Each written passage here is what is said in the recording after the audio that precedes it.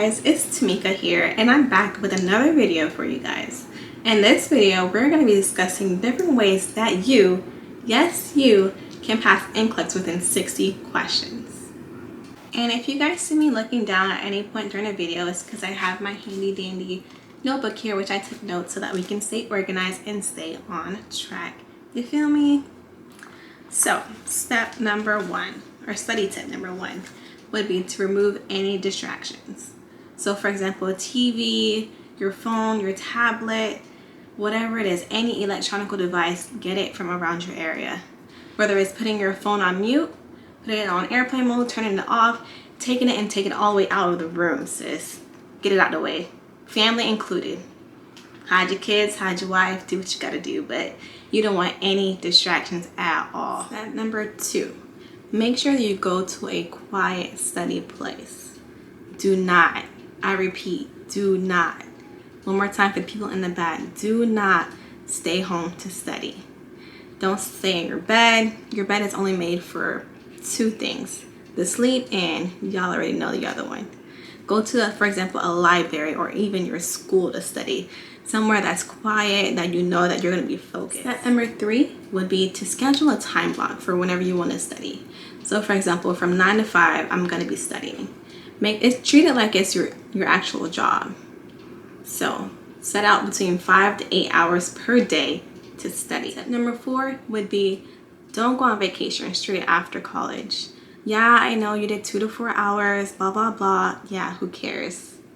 Listen, as the days go by, you're losing brain cells. They're dying by the minute. Okay, so you need to study while everything is still fresh in your mind. Do not go on that vacation. Save it for after you pass your NCLEX. Then you don't have to worry about any of that. You can go on your vacation and have fun. Study tip number five would be to make sure you complete between 100 to 200 questions daily. And when you're completing those questions, make sure you read the rationales. I don't care if you got the question right, read the rationale. I don't care if you got the question right by guessing. Read the rationale. I don't care if you got the question wrong. Read the rationale. Oh, and also, when you get those questions wrong, make sure you write the rationale down.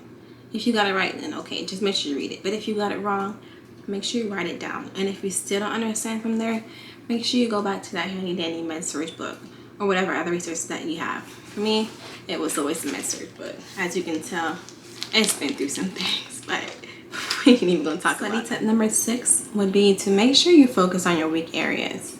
Yeah, everything else is important, but if you don't understand your weak areas, how are you gonna pass this? How? Study your weak areas. If you know that endocrine is not your favorite subject or you didn't do so well on those tests back in med-surg school, make sure you study those areas. Tip number seven, make sure you're staying updated with all the NCSBN websites with all their updates. Because I believe back in 2017, whenever I took my NCLEX, they came out with a new rule that with the select all apply questions, that you can either have one answer, all answers, two answers, three answers. Yes, sis, it was rough. And just for y'all, I'm gonna link that website down below. That's how important I think staying updated with that website is. It's just importante, okay?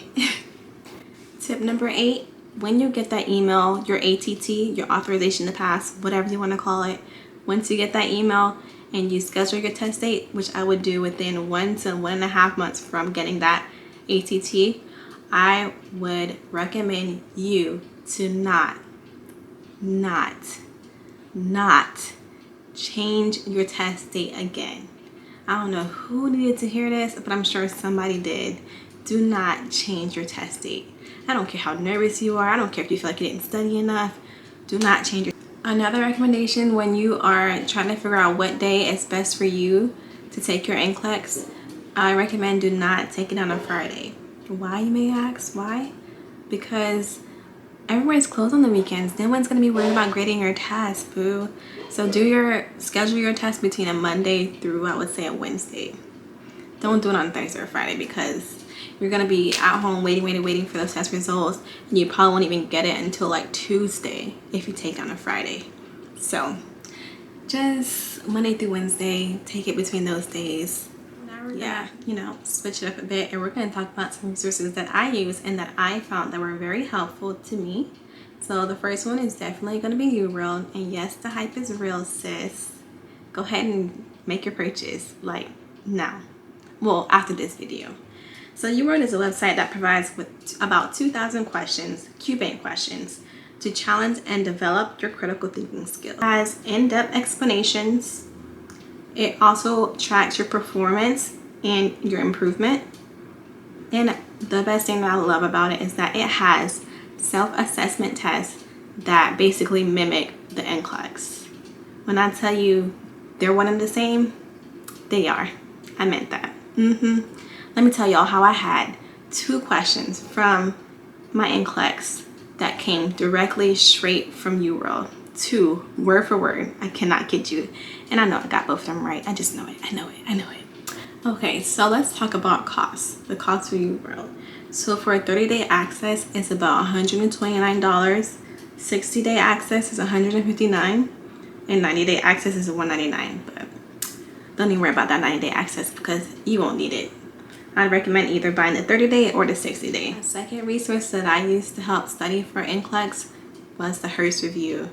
And yes, I know it's pricey, but what's pricey is going to be you have to repeat the NCLEX again once you don't pass the first time, okay?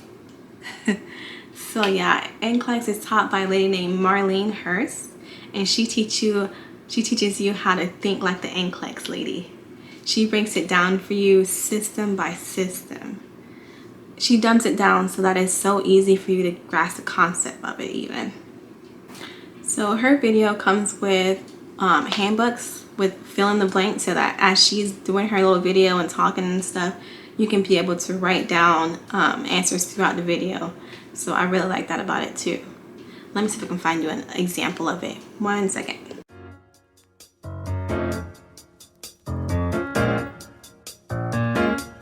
So a book that I used to help me with my prioritization. That word is so hard to say. With those questions and delegating questions, the book that I use is this one right here. It's the OG. And it's only like $12 on Amazon. Make sure you cop it because there are a lot of questions on prioritization and like which one do you see first? Which one should you do first? And who should you delegate this to? So make sure you cop this book here. And again, I'll put the link in the description box just for y'all. Another book that I used to help with like different questions and stuff is the Saunders book. This book right here, it's life. Okay, I carried it everywhere I went. Everywhere. When I say everywhere, to the bathroom, to everywhere, just everywhere. Get this book. And again, the link is down below. How rude of me. I forgot to tell you how much the book costs. This book here, it was about $40 if you buy it used on Amazon. So do a close up for you. So about $40. If you buy it brand new, it's a lot more. So just buy it used, sis. I'm gonna teach you how to save a coin or two too. So the day before the exam, I know people always say, oh, take it easy, go to the beach, clear your head, do this, do that. But no, sis. Because like I said before, them brain cells are dying by the second, okay? So make sure you just study.